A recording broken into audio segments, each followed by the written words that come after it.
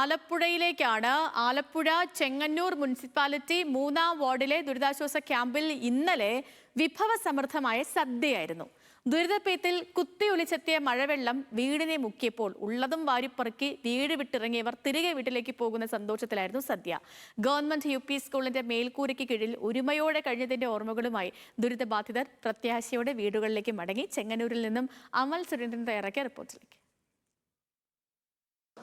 കുറച്ചധികം ദിവസങ്ങളായിട്ട് ആലപ്പുഴയെ സംബന്ധിച്ചിടത്തോളം അങ്ങേയറ്റം വേദനിപ്പിക്കുന്ന കാഴ്ചകളായിരുന്നു നമ്മൾ പകർത്തിക്കൊണ്ടിരുന്നത്. പക്ഷേ ഇപ്പോൾ ഒരു സന്തോഷത്തിന്റെ വാർത്തയിലേക്കാണ് നമ്മൾ കടന്നു ചെല്ലുന്നത്. ആലപ്പുഴ ജില്ലയിൽ ആദ്യത്തെ ദുരിതാശ്വാസ ക്യാമ്പ് ഇന്ന് ഇവിടെ അവസാനിക്കുകയാണ്. അതിന്റെ ഭാഗമായി സദ്യ കൊടുത്തുകൊണ്ടാണ് ഈ ദുരിതാശ്വാസ ക്യാമ്പിൽ വന്ന ആളുകളെല്ലാം വീടുകളിലേക്ക് മടക്കി അയച്ചുകൊണ്ടിരിക്കുന്നത്. ഇപ്പോൾ അവർ സദ്യ കഴിച്ചതിന് ശേഷം ഇവിടെ നിന്ന് പോകും.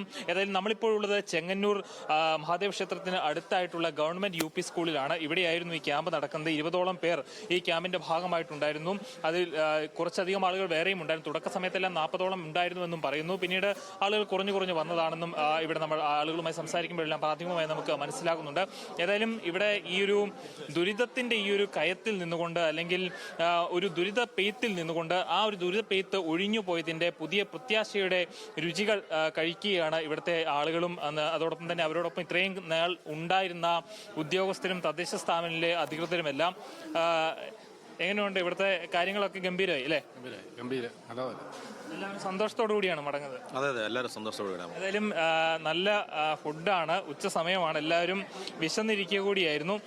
പായസം അടക്കം ഉൾപ്പെടുത്തിക്കൊണ്ടിട്ടുള്ള വിഭവ സമൃദ്ധമായിട്ടുള്ള ഒരു ഭക്ഷണമാണ് ഇവിടെ ഇവർക്ക് വേണ്ടി തയ്യാറാക്കിയിരിക്കുന്നത്. നമുക്കൊപ്പം ഇപ്പോൾ ചെങ്ങന്നൂരിന്റെ തദ്ദേശ സ്ഥാപനത്തിന് പ്രതിനിധി കൂടിയുണ്ട്. ഇവിടുത്തെ മുനിസിപ്പാലിറ്റിയുടെ ചെയർമാനാണ് അല്ലേ? എങ്ങനെയുണ്ട് ഇവിടുത്തെ ആളുകളുടെ ഒരു മനോഭാവം? ഈ ഒരു ദുരന്ത സമയത്ത് എല്ലാവർക്കും ദുരന്ത സമയത്ത് അവർ എൻജോയ് ചെയ്യാണ്. ഗംഭീരമായിട്ട് എനിക്ക് തോന്നുന്നു 4 ദിവസം പൂർത്തീകരിച്ചിട്ടുണ്ട്. വീട് പോലെയായിരുന്നു. വീട് പോലെ. ഇന്നുകൊണ്ട് എനിക്ക് തോന്നുന്നു നാളത്തേക്ക് ക്യാമ്പ് വൈൻഡപ്പ് ചെയ്തുകൊണ്ട് ഒരു മാറുകയാണ്. അതിന് മുന്നോടിയായിട്ടാണ് ഇന്നിങ്ങനെ ഒരു സദ്യ അറേഞ്ച് ചെയ്ത് ഞങ്ങളെയൊക്കെ വിളിച്ചു. ക്യാമ്പ് നല്ല രീതിയിൽ ചെയ്യാൻ പറ്റി. എപ്പോഴും നമ്മൾ നഗരസഭയുടെ ഇന്നലെ വലിയൊരു കമ്മിറ്റി കൂടി തീരുമാനിച്ചത് എല്ലാ വീടുകളിലും നമ്മൾ വെള്ളം കയറിയ എല്ലാ വീടുകളും വൃത്തിയാക്കുന്നതിന് വേണ്ടിയുള്ള നഗരസഭയുടെ ഇടപെടലിൽ ഇന്നിപ്പം ബ്ലീച്ചിങ് പൗഡറും ലോഷനും ഒക്കെ കൊടുക്കുന്നതിനുള്ള ഇതായിട്ടുണ്ട്. എങ്ങനെയുണ്ട് ഭക്ഷണമൊക്കെ? എങ്ങനെയുണ്ട്? സൂപ്പറാ, ഗംഭീരാണോ? പായസം കുടിക്കണ്ടേ? അപ്പോ ഇനി പായസം കുടിക്കാനുള്ള തയ്യാറെടുപ്പിലാണ്. അമ്മ, എങ്ങനെയുണ്ട് ഭക്ഷണമൊക്കെ? എങ്ങനെയുണ്ട് ക്യാമ്പ്? എങ്ങനെയുണ്ടായിരുന്നു? വീടൊക്കെ റെഡിയായോ? റെഡിയായി. അപ്പൊ ഇതിന്റെ ഒരു സന്തോഷത്തിലാണ് ഇവരെല്ലാം. ഈ ഭക്ഷണം കഴിച്ചിട്ട് വേണം അവർക്ക് വീടുകളിലേക്ക് പോകാൻ. അതിന്റെ ഒരു സന്തോഷം ഇവരുടെ എല്ലാ മുഖത്ത് നമുക്ക് കാണാനുണ്ട്.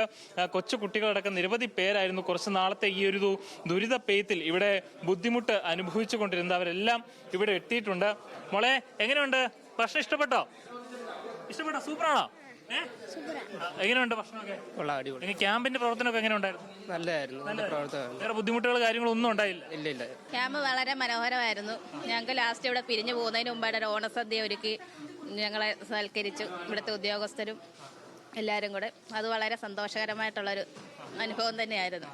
കൗൺസിലർമാരെല്ലാവരും വന്നു, ഞങ്ങൾക്ക് വേണ്ടതെല്ലാം സഹായങ്ങളെല്ലാം ചെയ്തു തന്നു. ഇനിയിപ്പം ഇവിടെ പിരിഞ്ഞു പോകുന്നതിന്റെ ഒരു സങ്കടമേ ഉള്ളൂ. ഇപ്പം പിരിഞ്ഞു പോകുന്നതിന് സങ്കടമുണ്ട്. വീട് പോലെയായിരുന്നു. അതെ, വീട് പോലായിരുന്നു. ഏതായാലും ഇനി വീട്ടിൽ ചെല്ലുമ്പോ എന്തായിരിക്കും അവസ്ഥ? വീട്ടിൽ ചെല്ലുമ്പം പഴയതുപോലെ വീടെല്ലാം ക്ലീനിങ് ചെയ്തിട്ടുണ്ട്. ഞങ്ങൾ എന്തുവല്ല നാളത്തേന് ഇവിടുന്ന് പോകാനായിട്ട്. ആണല്ലേ? ഏതായാലും ഇവിടെ ഒരു മേഡം ഭക്ഷണം വിളമ്പി കൊടുക്കുന്നുണ്ട്. ഈ കറിയൊക്കെ ഉണ്ടാക്കിയത് നിങ്ങൾ എല്ലാവരും ചേർന്നായിരിക്കും അല്ലേ? രാവിലെ തൊട്ട് ഞാനും പിന്നെ ഇൻമേറ്റ്സ് ആയിട്ടുള്ള എല്ലാവരും കൂടെ ചേർന്നാണ് ഞങ്ങൾ ഇതെല്ലാം ഉണ്ടാക്കിയത്. അന്തേവാസിയാണോ? ഞാൻ കൗൺസിലറാണ് ഈ വാർഡിന്റെ. ശരി. പേരെന്തായിരുന്നു? അനുപമ. ഏതായാലും ഇത്തരത്തിൽ വലിയ രീതിയിലുള്ള ഒരു ഒരുക്കങ്ങളോട് കൂടി തന്നെയാണ് ഈ ഒരു ക്യാമ്പിനെ അവർ സജ്ജീകരിച്ചിരുന്നത്. വളരെ ഭംഗിയെ തന്നെ കാര്യങ്ങൾ പര്യവസാനിപ്പിക്കുകയാണ്. ഏതായാലും ഇത്രയും ദിവസം ഈ ദുരിതത്തിന്റെ ഒക്കെ ഒപ്പം നിന്ന മനുഷ്യരാണ് ന്യൂസ് മലയാളത്തിന്റെ ആലപ്പുഴ ടീം. അപ്പോൾ ഞങ്ങളും ഇവരുടെ സന്തോഷത്തിനൊപ്പം ചേരുകയാണ്. വലിയ സന്തോഷമുണ്ട് ഇത്തരത്തിൽ ഇവർ വീടുകളിലേക്ക് മടങ്ങുന്നത്. ഇത്രയും ദിവസം ഇവരുടെ ദുരിതം റിപ്പോർട്ട് ചെയ്ത ഒരാൾ എന്ന നിലയിൽ എനിക്കും വലിയ രീതിയിലുള്ള ഒരു സംതൃപ്തിയും സന്തോഷവുമാണ്. ക്യാമറമാൻ ദീപക് ജേക്കബിനൊപ്പം അമൽ സുരേന്ദ്രൻ, ന്യൂസ് മലയാളം, ആലപ്പുഴ.